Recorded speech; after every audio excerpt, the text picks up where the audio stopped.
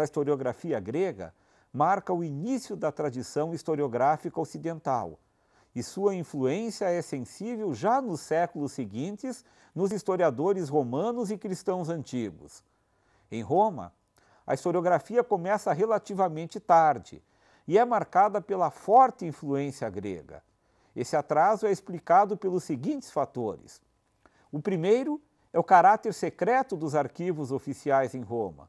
O segundo diz respeito à pobreza das informações e do conhecimento histórico em Roma, principalmente nos períodos monárquico e republicano.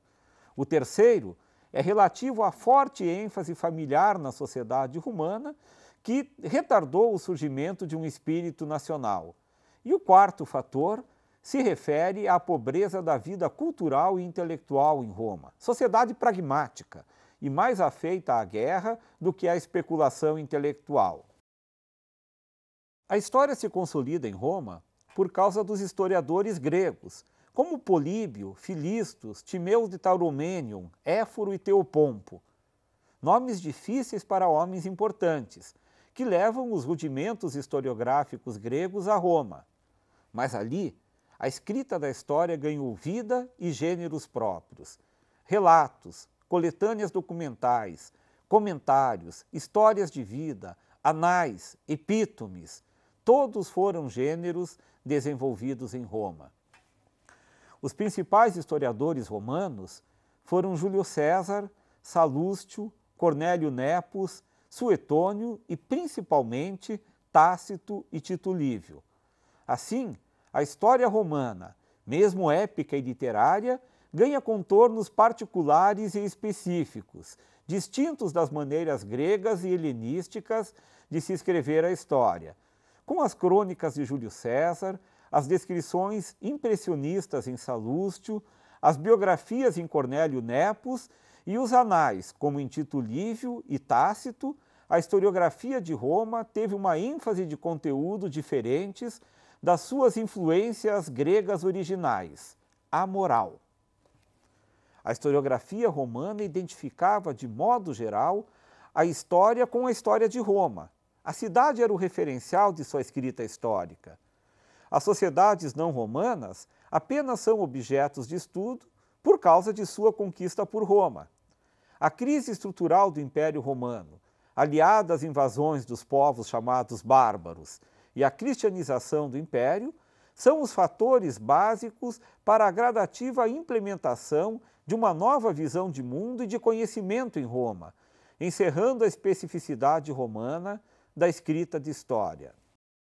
Esta nova visão de mundo e conhecimento se consolida junto com o processo de hegemonia do cristianismo no Império Romano. Assim como o judaísmo, religião de onde derivou, o cristianismo é uma religião essencialmente histórica, que apropria, desnacionalizando e universalizando em Cristo os pressupostos de eleição histórica de Israel. Há 4 razões específicas que levam os cristãos a escrever a própria história. A primeira é mostrar a ação contínua de Deus na história do cristianismo, como já fizera na história de Israel. A segunda é a necessidade de sincronizar a cronologia bíblica e pagã. A terceira é a necessidade de aprofundar os conhecimentos sobre o passado, como subsídio na polêmica contra os filósofos pagãos.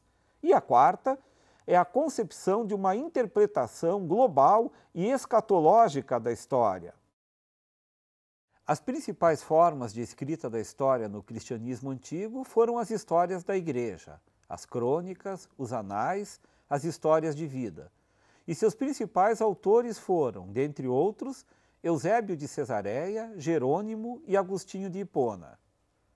Agostinho nasceu em Hipona, na Numídia, hoje Etiópia, em 354, e faleceu também em Hipona no ano de 430 depois de Cristo. A sua grande obra histórica foi A Cidade de Deus, escrita por volta de 420. Nela, Agostinho constrói os parâmetros para uma filosofia e uma teologia da história que geram o primeiro sistema histórico ordenado e finalista da tradição ocidental. A Cidade de Deus é uma obra extensa, com 22 livros, que podem ser divididos em duas partes bem distintas. Nos primeiros 10 livros, Agostinho tenta traçar uma história racional do nascimento e do desenvolvimento do poder romano, em relação ao qual não esconde a sua própria admiração. A estes dados sobrepõe-se, nos 12 livros seguintes, uma concepção de história mais espiritualizada, que assume o aspecto de um dualismo cosmogônico e moral abstrato.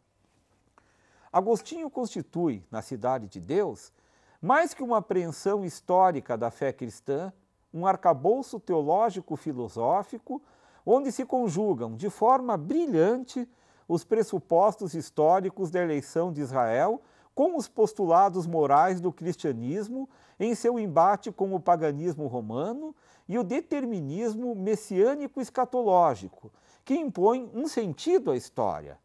Esse dualismo determinista e institucionalista é adotado por praticamente toda a historiografia pós-agostiniana e marcará de forma indelével a feição da tradição cristã ocidental daí para frente, com permanência até a contemporaneidade. Na próxima unidade, você estudará o momento de afirmação, hegemonia e crise da visão de mundo e história providencialista agostiniana. Um período longo, cerca de 1000 anos, conhecido por Idade Média, e a crise do providencialismo, que toma formas concretas no renascimento humanista do século XIV.